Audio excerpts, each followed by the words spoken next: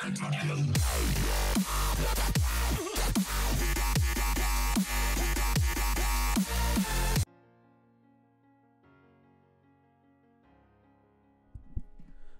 up, guys? This is Clash with Rich, and today I'm going to show you a strategy that has been brought to us by SuperDuperDave. SuperDuperDave has been a great addition to our clan. He brings witches, but typically he brings 10 witches, 2 witches in the clan castle, and 3 golems.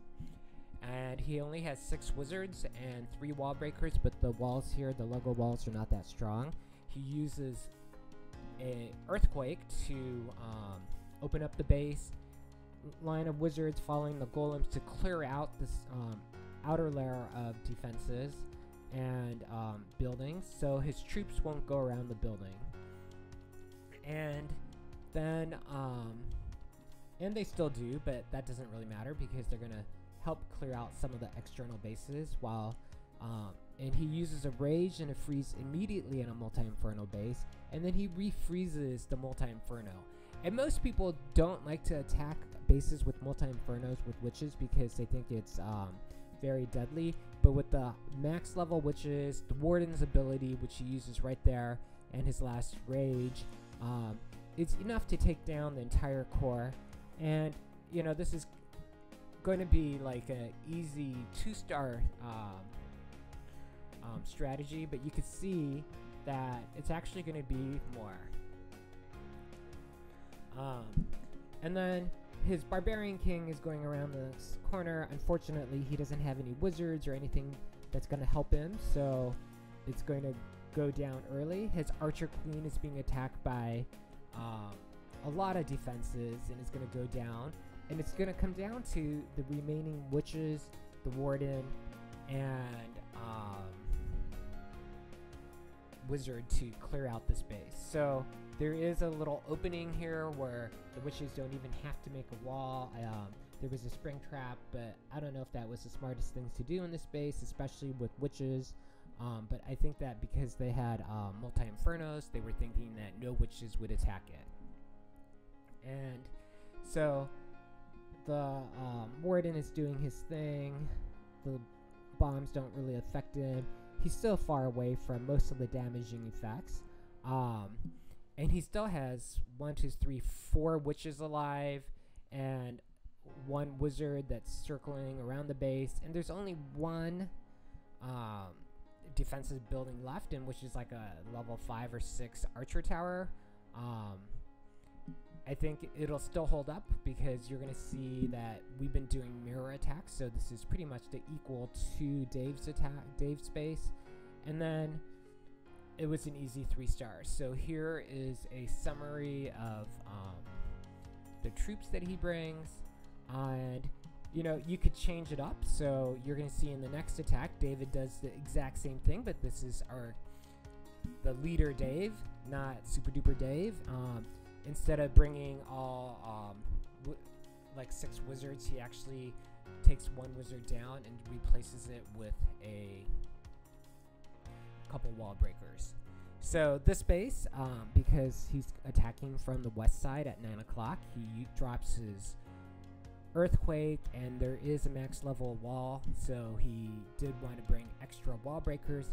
However, the wall breakers have no problems destroying it with just 3. So he has 2 wall breakers to spare. He is going to just use 2 wizards to clear out the outer buildings because there's not a lot of outer debris for it to get distracted, and his troops will go straight to the center.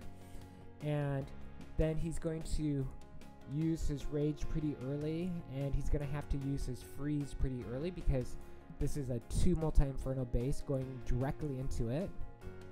So as soon as the multi-infernos start coming out, he's going to drop the 2 freezes.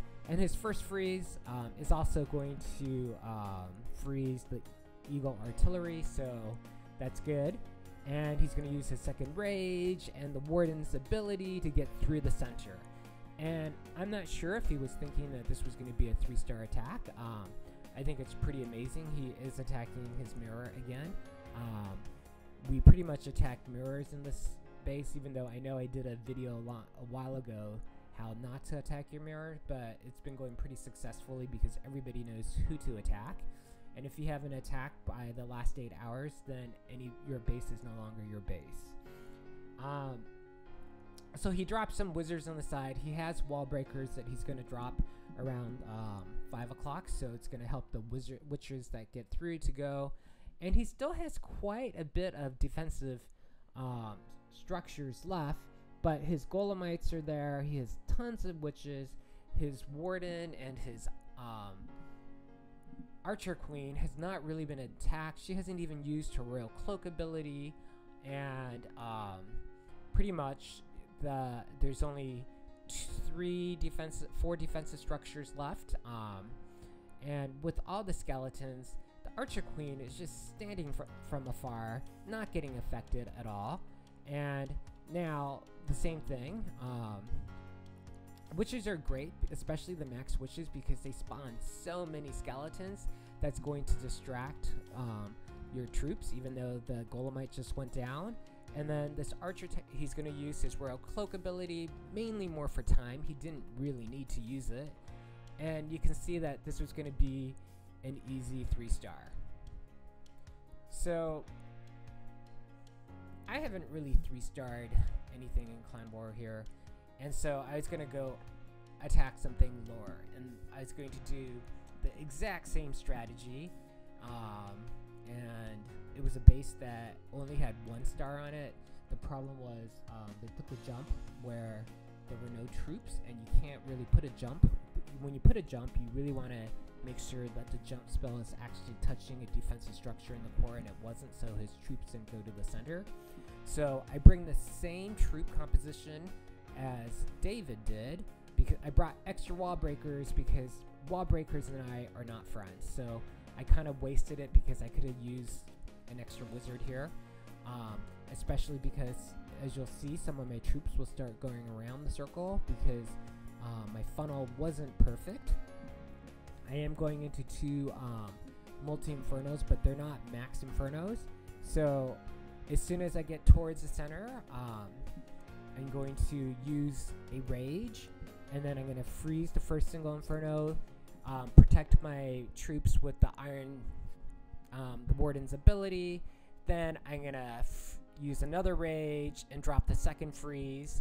And even though my barbarian king is going around and 2 golems are going around, I kind of messed up here. I didn't notice that there was a golem at 7 o'clock, so I put 2 wizards on top at 12, and I should have put 1 behind him had I known that. But it didn't really matter. I have 2 golems that are alive, 3 golems alive, that are not even golemites yet, even though the one on the bottom will probably start going down.